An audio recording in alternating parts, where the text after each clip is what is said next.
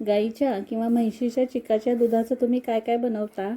माझ्याकडे हे म्हैशीचं चिकाचं दूध आहे. याचा मी एक छानसा आणि जास्त दिवस टिकेल असा पदार्थ बनवणार आहे. हे पहिल्या दिवसाचं चिकाचं दूध आहे, त्यामुळे ते घट्ट आणि पिवळसर आहे. यामध्ये मी काहीच न घालता म्हणजे साखर, गूळ, दूध काहीही न घालता हे मी असंच शिजवून घेणार आहे, म्हणजेच वाफवून घेणार आहे. साधारण 10 ते 15 मिनटं हे दूध आपल्याला शिजवून घ्यायचं आहे. 10 ते 15 मिनटानंतर झाकण काढून घ्यायचं आणि हे दूध शिजले की नाही हे सुरीने चेक करून पाहायचं. बघा, हे रबरासारखं पूर्ण घट्ट झालंय आणि असंच घट्ट व्हायला पाहिजे. आता गॅस बंद करून पातेलं काढून घ्यायचं. आता हे पूर्ण थंड करून घ्यायचं. थंड झाल्यानंतर हे पातेल्यातून काढून घ्यायचं. बघा, हे अखंड असं निघालंय. आता हा रबरासारखा चिकाचा गोळा आहे तो आपल्याला किसून घ्यायचा आहे. इथे मी बारीक किसणी घेतली आहे. या बारीक किसणीवर आपल्याला हा किसून घ्यायचा. जसं आपण पनीर किसतो त्याप्रमाणे हे किसून घ्यायचं आणि बारीक किसणीनेच किसा, खूप जाड ठेवायचं नाही. सगळा किसून झाल्यानंतर हा एका वाटीने मोजून घ्यायचा. वाटीने मोजण्याचं कारण म्हणजे आपण यामध्ये साखर घालणार आहोत, ती सुद्धा अगदी प्रमाणात घालता येईल, त्यामुळे किस मोजून घ्यायचा. लगेचच गॅसवर एका पॅनमध्ये हा किस घालून घ्यायचा. तर आपण बनवलेला पूर्ण किस वाटीने मोजला तर 2 वाटी आहे, त्यासाठी मी यामध्ये 1 वाटी साखर घालते. साखर मिक्स करून घ्यायची आणि आता हे बारीक गॅसवर शिजवून घ्यायचं आहे. यामध्ये साखर घातल्यानंतर याला पाणी सुटतं. बघा, असं हे पाणी सुटतं. यातलं पाणी पूर्ण सुकेपर्यंत हे बारीक गॅसवर परतत राहायचं आणि चमच्याने सतत हलवत राहायचं, म्हणजे ते करपणार नाही. जोपर्यंत यातलं पाणी सुकत नाही, म्हणजे हे सारण कोरडं होत नाही, तोपर्यंत हे सारखं परतत राहायचं आणि बारीक गॅसवरच परतायचं. यामधलं पाणी पूर्ण सुकलं तरच हे जास्त दिवस टिकेल, त्यामुळे पाणी पूर्ण सुकेपर्यंत हे परतत राहायचं. बघा, अशा प्रकारे हे पाणी पूर्ण सुकलं की यामध्ये आवडीनुसार थोडेसे ड्रायफ्रूट्ससुद्धा तुम्ही घालू शकता. त्याचबरोबर चवीसाठी थोडीशी वेलची जायफळची पूड घालू. आता गॅस बंद करून हे सारण पूर्ण थंड करून घ्यायचं. आता एका परातीमध्ये 2 वाटी मैदा घेऊ. मैद्याऐवजी तुम्ही गव्हाचं पीठ देखील घेऊ शकता. त्यानंतर चवीनुसार मीठ घालायचं आणि हे मी 2 चमचे साजूक तूप कडकडीत गरम करून घेतलंय. या तुपाचं कडकडीत मोहन मैद्यावर घालायचं. चमच्याने मिक्स करून घ्यायचं. त्यानंतर हाताने अशा प्रकारे तूप मैद्याला चोळून घ्यायचं. आता यामध्ये थोडं थोडं पाणी घालून हे पीठ मळून घ्यायचं.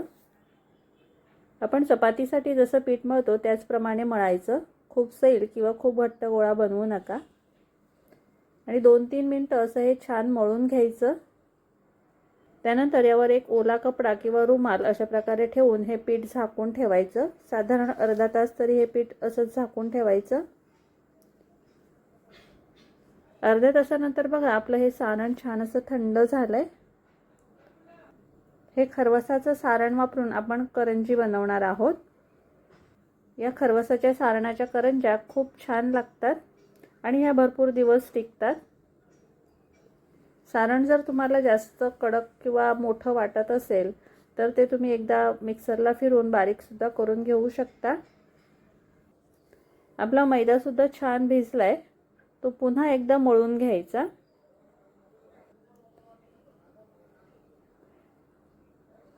आता याचे छोटे छोटे गोळे बनवून घ्यायचे.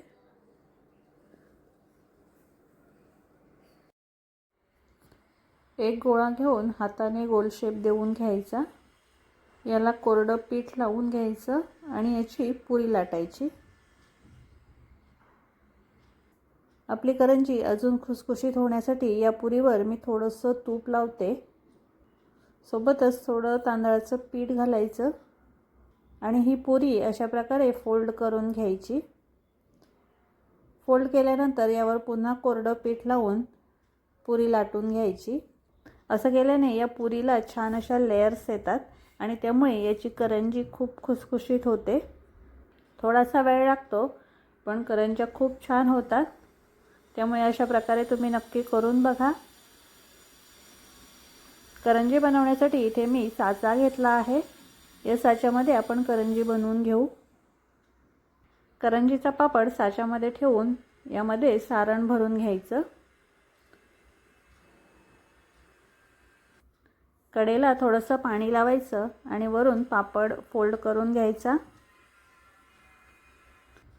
हलक्या हाताने दाबून घ्यायचं म्हणजे करंजी कट केल्यानंतर ती फुटणार नाही.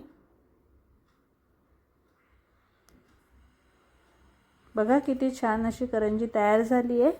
अशाच बाकीच्या करंज्या सुद्धा बनवून घ्यायच्या. सगळ्या करंज्या बनवून झाल्यानंतर त्या तळून घ्यायच्या. करंजी तळण्यासाठी तेल मध्यम गरम करायचं. खूप गरम तेलामध्ये करंजी तळू नका. मीडियम तेलामध्ये करंजी सावकाश तळा. करंजी तळायला वेळ लागत नाही. दोन्ही बाजूने झाऱ्याने उलटपालट करून करंजी तळून घ्यायची. या करंज्या थोड्या गोल्डन होईपर्यंतच तळायच्या. खूप लाल करण्याची सुद्धा गरज नाही. दोन्ही बाजून छान तळून घ्यायच्या. बघा या ना मस्त गोल्डन रंग आलाय. आता या आपण काढून घेऊ. अशाच बाकीच्या करंज्या पण तळून घ्यायच्या. करंज्या खूपच सुंदर झाल्या. या करंज्या तुम्ही 8 दिवस ठेवल्या तरी सुद्धा खराब होत नाही. खायला अतिशय सुंदर लागतात आणि या खूप खुसखुशीत सुद्धा झाल्यात. यातलं सारण आहे ते खूप सुंदर लागतं. एकदा नक्की करून बघा. रेसिपी आवडली असेल तर लाईक करा. त्याचबरोबर चॅनलवर नवीन असाल तर चॅनलला सबस्क्राईब करा आणि अशा छान छान रेसिपी पाहत राहा. Bye bye.